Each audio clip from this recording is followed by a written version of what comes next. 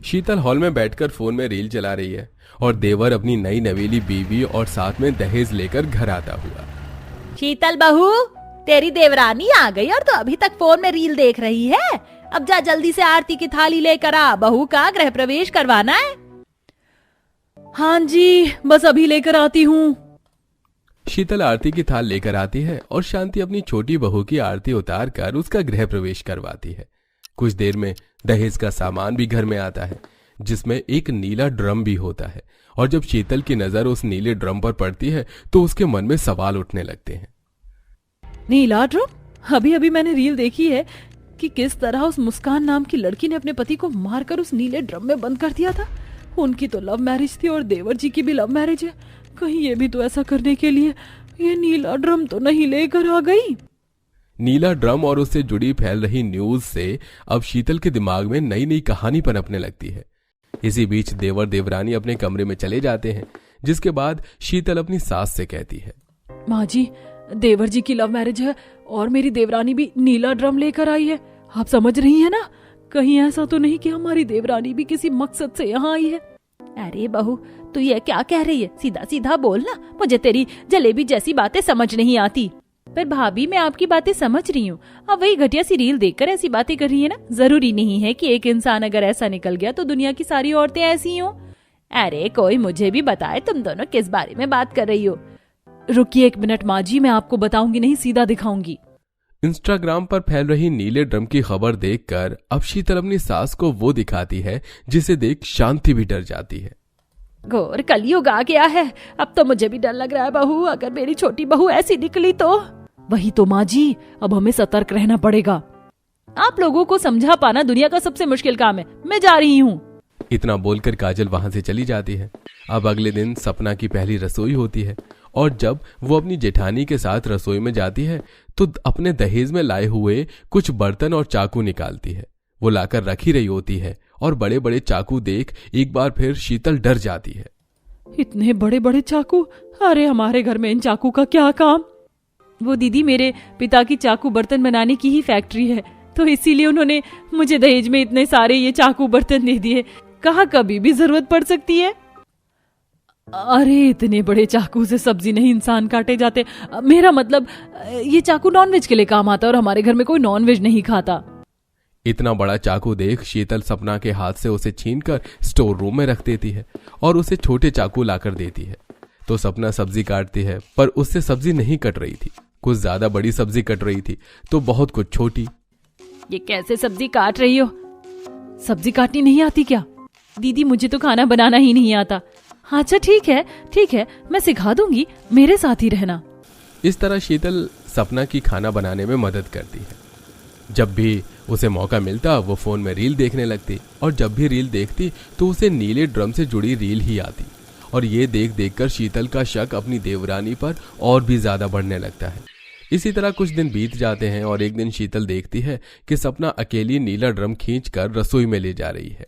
दीदी, आप खड़ी खड़ी क्या देख रही हैं? थोड़ी मेरी मदद कीजिए कि नीला ड्रम बहुत भारी है, इसे रसोई में रखना है। ऐसा क्या है इस ड्रम में जो तुमसे अकेले खींचा नहीं जा रहा? और कल तक तो ये खाली था। सच सच बताना, क्या काट कर डाला है इसमें? दीदी, कुछ काट के नहीं डाला है, बल्कि इसमें मैंने आटा, चावल, तेल, रिफाइंड ये सब रखे हैं। अच्छा नहीं लगता, घर में फैला रहता है। ड्रम के अंदर आएंगे तो किसी को पता नहीं चलेगा। सपना की बातों पर शीतल को विश्वास नहीं होता और वो ड्रम खोलकर देखती है और उसमें घर का राशन का सामान देख अब उसकी मदद करती है। पर हर समय शीतल सपना को शक की नजर से देखती है और अब वो अपने देवर को भी भड़काने लगती है।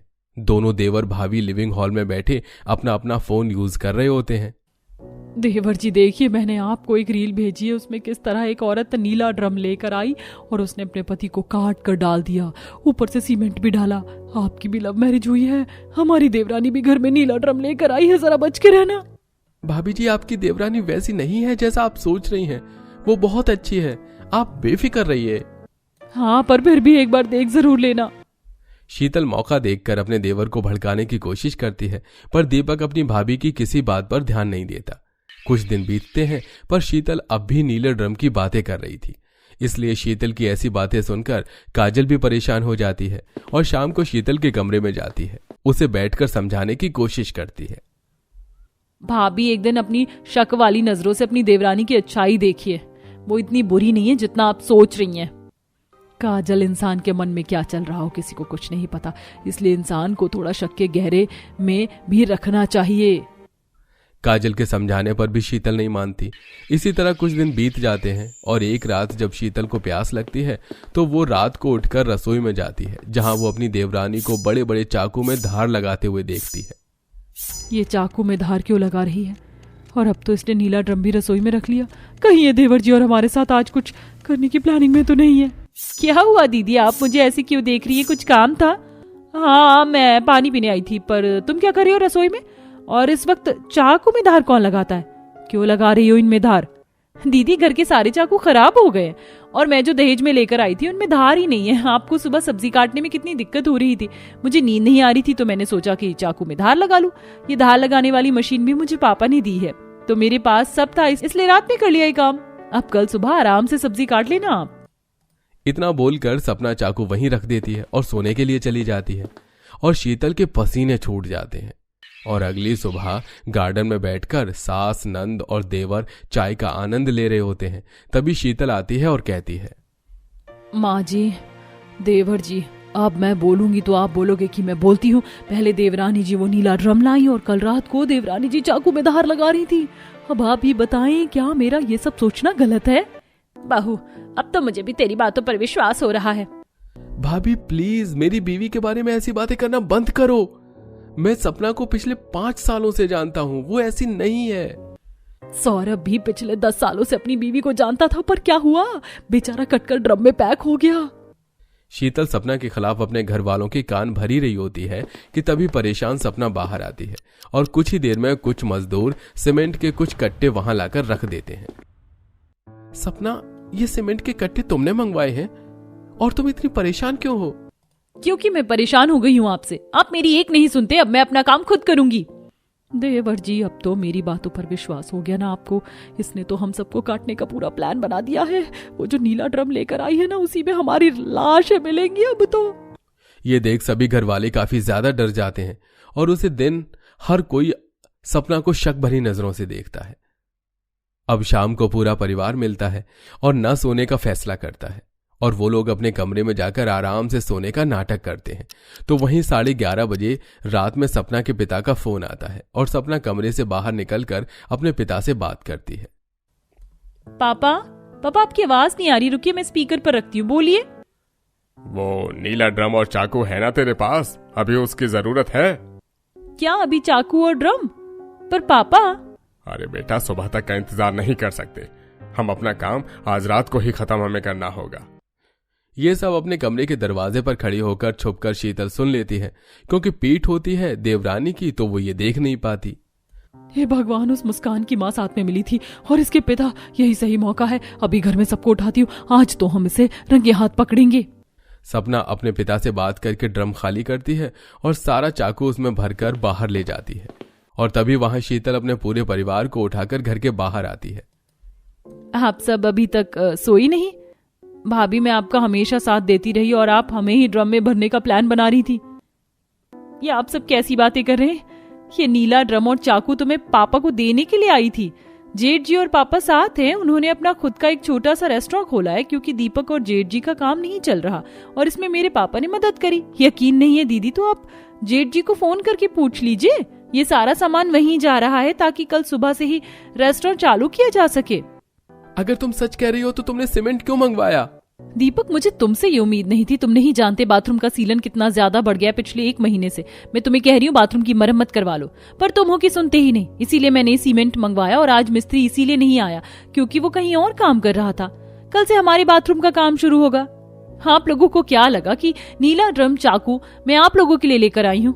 आप लोगों ने ये सोच भी कैसे लिया? सपना ये सब बोल ही रही होती है कि तभी वहां उसका जेठ और पिता आते हैं। अरे तुम सब घर के बाहर? सपना, मैंने तुम्हें बताया था ना घर वालों को मत बताना, कल सुबह सरप्राइज देना है। क्या करूं जेठ जी, बताना पड़ा, नहीं तो ये सब सोच रहे थे कि मैं उस औरत की तरह ड्रम में। उससे तो बोला भी नहीं जा रहा।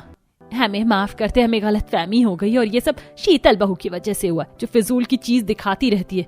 शीतल अब से फोन पर ये रील देखने बंद कर देगी, नहीं तो मुझसे बुरा कोई नहीं होगा। हाँ माँ जी, नहीं देखूंगी, मुझे माफ कर दो सपना।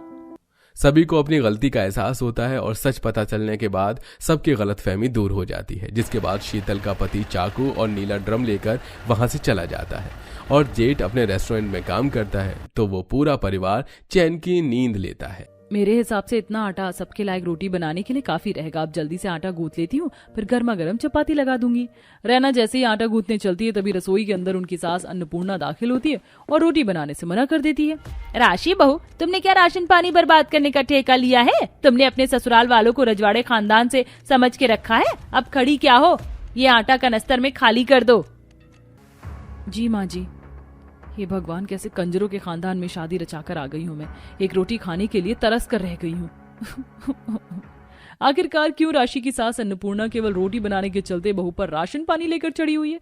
क्यों राशि इतनी दुखी है? क्या उसके इतने अमीर ससुराल में खाने के लिए एक दाना भी नहीं है?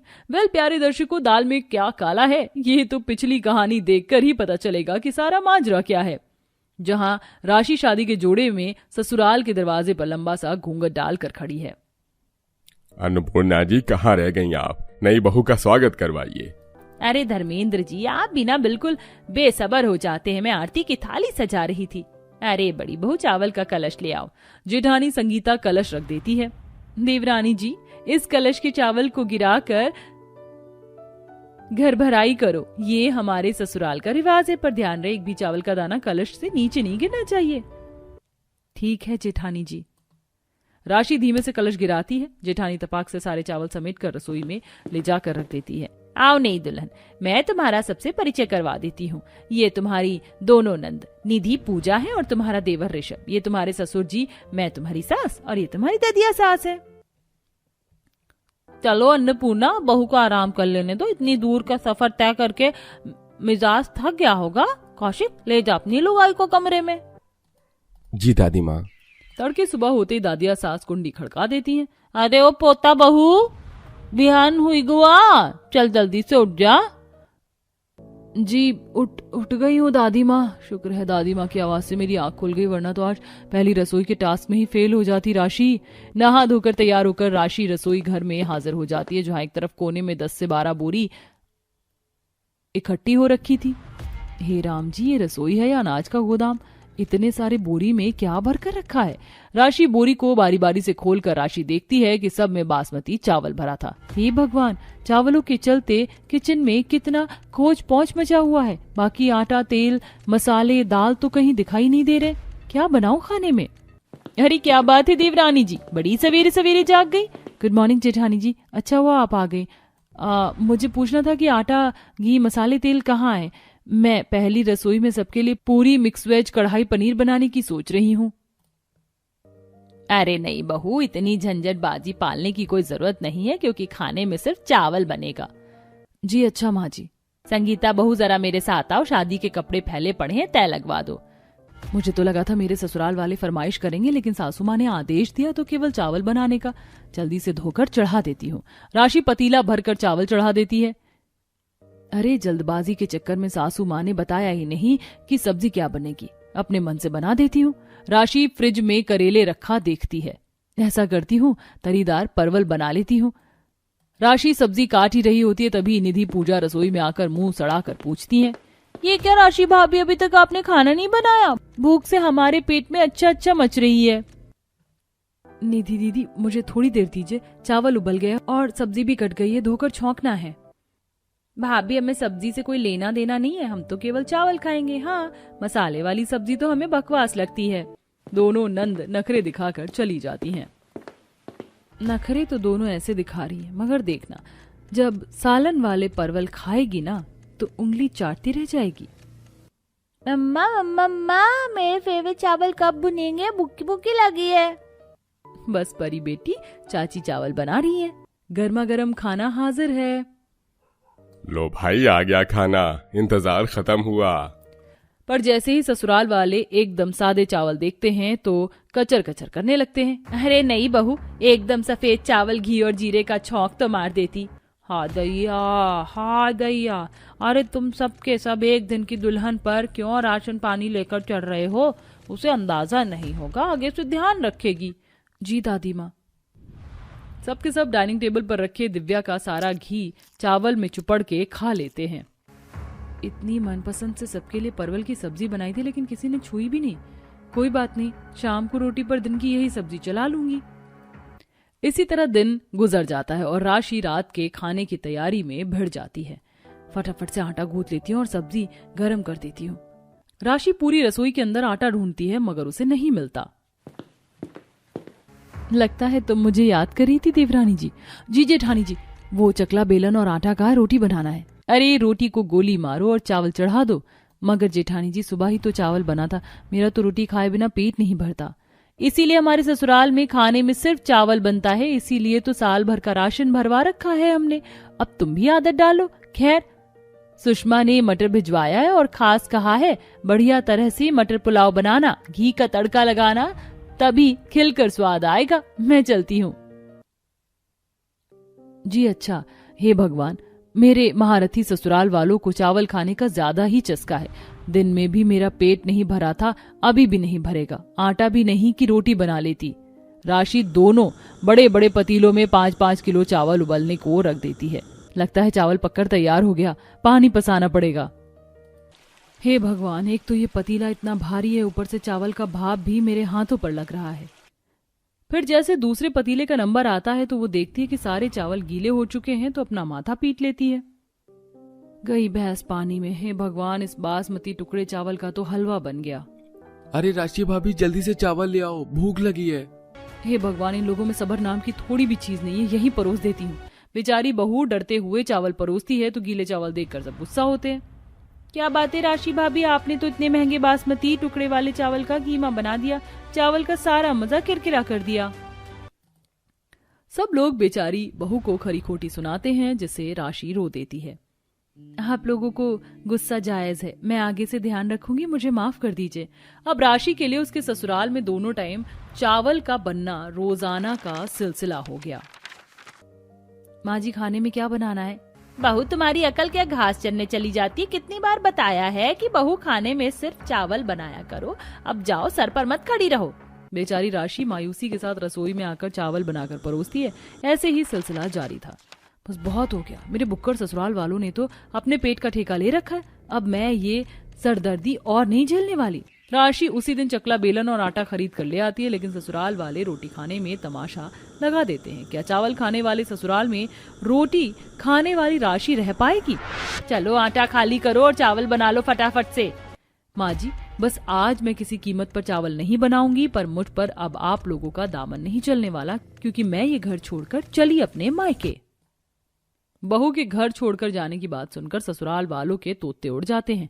अरे बहू, ऐसी छोटी छोटी बातों पर रूठ कर नहीं जाते। तुम्हें जो ठीक लगे तुम खाने में वही बनाना, लेकिन घर छोड़कर मत जाओ। आखिरकार राशि अपने तरीके से ससुराल वालों की चावल खाने की लत छुड़वा देती है और अब ससुराल में एक टाइम रोटी एक टाइम चावल बनने लगता है।